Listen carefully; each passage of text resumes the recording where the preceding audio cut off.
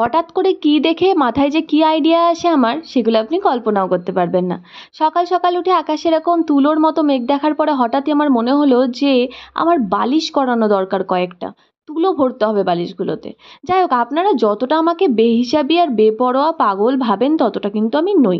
আমি কাজ করার সময় কিন্তু মন দিয়েই করি। তবে হ্যাঁ, ২-৩ দিনের কাজ জমে যাওয়ার জন্য যখন আমি একবারে সেগুলোকে করতে বসি তখন আমার মাথাটা ঠিক এইভাবে বনবন বনবন করে ঘোরে।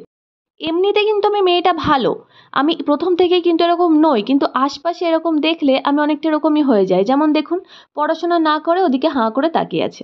আমিও সারাটা দিন এরকম এদিক ওদিক তাকিয়ে হাবলার মতো বসে বসে, ক্যাবলার মতো বসে বসেই সময় কাটিয়ে দিই। আবার যেমন ধরুন, এনাকে এরকম উঁকি মারতে দেখে আমার কিন্তু কোনো ইন্টেনশন ছিল না অন্যের জীবনে উঁকি মারার। দেখুন, আমি ইম্পর্টেন্ট একটা কাজ করতে যাচ্ছিলাম, যে এই জায়গাটা একটু মেসি হয়ে গেছে, একটু ঠিক করে আসি। ও মা! করতে গিয়ে দেখি বাইরে থেকে কী সব চেঁচামেচির আওয়াজ আসছে।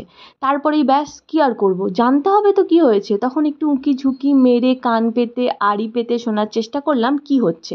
তারপর সেটা সামারাইজ করে একটু লাল, নীল, হলুদ, বেগুনি রং চড়িয়ে অভিষেক বাড়িতে এলে ওকে বলব। কালকে আমি পুরীর ভোগ ডালমার একটা রেসিপি দিয়েছিলাম। আপনারা অনেকে বলেছেন কণিকা রাইসের রেসিপিটাও বলতে। তাই ছোট্ট করে একটু বলে দিই। আমি জলটা ভালো করে ফুটিয়ে নিয়ে চালটা যে ধুয়ে রেখেছিলাম সেই চালটাই ফুটন্ত জলে দিয়ে দিলাম। তারপর ২ টো তেজপাতা, একটু নুন দিয়ে দিলাম।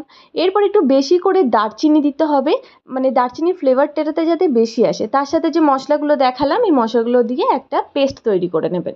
তারপর ওই চাল আর জলের মধ্যে দিয়ে দিলেন। এরপর দিয়ে দেবেন ১ চামচ নারকেল বাটা। আর দিয়ে দেবেন গুড়, যতটা স্বাদ মতো, মানে আপনি যতটা মিষ্টি খেতে চাইছেন। এটা কিন্তু পায়েস হবে না, রাইস হবে, তাই জন্য একটু আন্দাজ মতো গুড়টা দেবেন। এবার ভালো করে এটাকে মিশিয়ে নিয়ে দমে রেখে দেবেন, মানে ঢাকা দিয়ে রেখে দেবেন। দেখুন, রাইস বা পোলাও করার মূল বিষয় হলো আপনি যতটা চাল নেবেন তার ডবল জল দিতে হবে।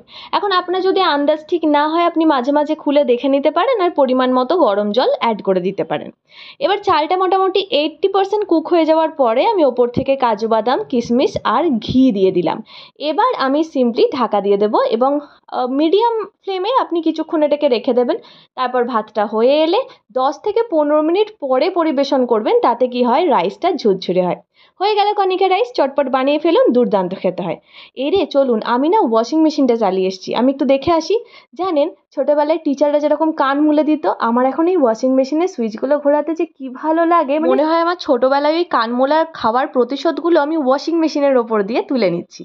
যাই হোক, সারাদিন আমার যত নেগেটিভিটি থাকে বা আমার সামনে যত নেগেটিভ লোকগুলো থাকে তাদেরকেই এরকমভাবে বস্তার মধ্যে ভরে আমি একদম প্যাক করে তুলে রাখি। আমার মনের মধ্যে কিচ্ছুটি রাখি না। আপনারাও এটা ট্রাই করতে পারেন। আজকে তবে চলি, আসছি নেক্সট ব্লগ নিয়ে।